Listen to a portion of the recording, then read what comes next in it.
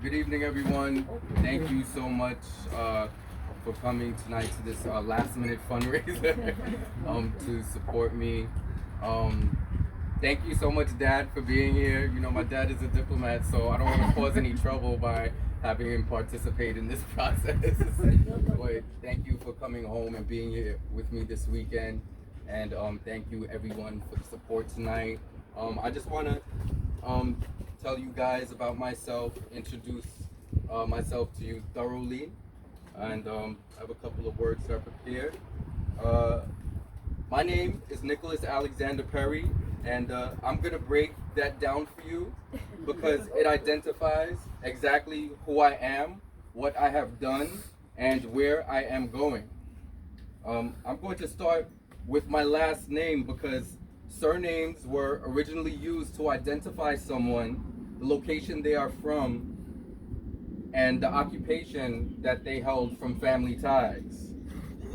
Perry is the short form of peregrine. In Latin, it means traveler. And I can't deny that at all because I've been blessed enough to say that I'm well traveled. And if we haven't traveled together yet, you need to book a ticket to Jamaica when I'm there so I can share with you one of the greatest wonders of the world, the Caribbean. And that's one name down. I have two more to go. Whether it's the beginning to the end or the end to the beginning, my second name is Alexander.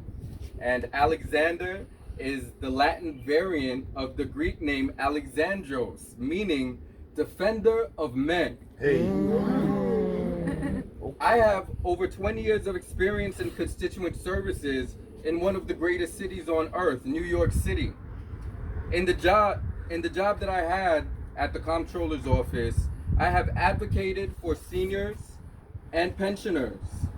There's a horrible thing that happens in our pension system where the pension system miscalculates pensioners' monthly allowance. A senior will be receiving $1,500 a month, and then 10 years into retirement, the pension system suddenly says that they have overpaid you over 10 years. And now you will only receive $500 a month until the overpayment is recouped. What can a senior do? I've collected documents from the pension system, analyzed the documents myself, found out where they made mistakes, reached out to the executive directors of the pension systems, demanded that they recalculate the numbers, and received responses admitting that they made a mistake, and was able to help that pensioner get their full pension restored. Right. Yes. Amen. I have been able to guide some nonprofits through the red tape of New York City's flawed contracting system. Executive directors have reached out to me desperate for help because they have not been able to pay their employees for over a month. In my position at the comptroller's office, my outreach has been able to help a contract to get pushed through a little bit faster. Or I was able to help an executive director understand where the contract was at with the agency. Yes. City agencies would sit on contracts and take their time with processing them. And I helped them identify that the contract is not being held by the comptroller's office. As a matter of fact, it is still on the desk at the agency awarding the contract to you. I reached back out to the contact at the agency and told them that I advised them to reach back out to the contact at that agency and advised them to tell them that the comptroller's office said so. Some residents of the city would reach out to electeds for help, and the leaders of the city would leave them on red. Deaf ears. I would answer their calls and take the charge to help them on numerous issues. Abuse at homeless shelters, slumlords not making repairs, the never-ending complaints from NYCHAs citywide,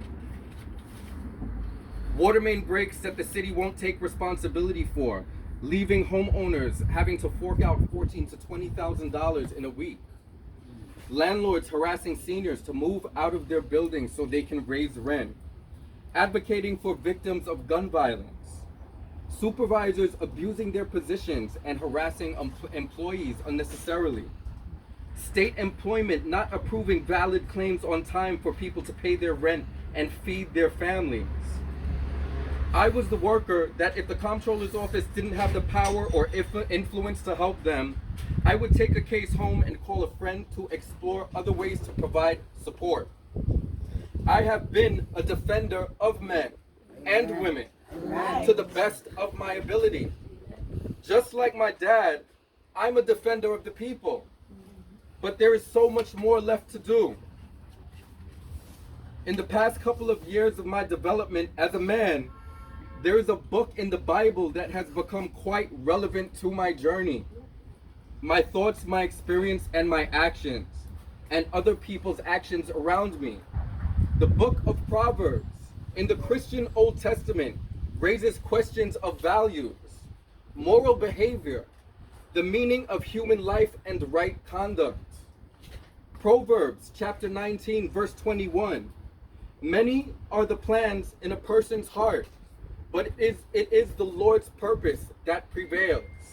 Amen. When I was younger, I developed myself as a creative professional. I started my own accessory brand, and I changed my name to Lex Perry. Not officially, but a lot of you know me as Lex. I manufactured and distributed my own brand around the world and gained notoriety. I had a store downtown Brooklyn for 5 years, and when the recession hit, it was hard to make profits, so I ended up closing my store. That day, I found myself on the steps of a church downtown Brooklyn with my head in my hands, wondering where I went wrong. I looked at everything I was doing, and I decided to come home and start from scratch with the guidance from my foundation, my parents. Mom and dad sent me back to school, and I took up a major in social and behavioral sciences, focusing on communities, and I graduated. This program prepares students to become a change agent in their communities. I had already worked at the comptroller's office for 10 years, so I entered that program to build onto my past work experience.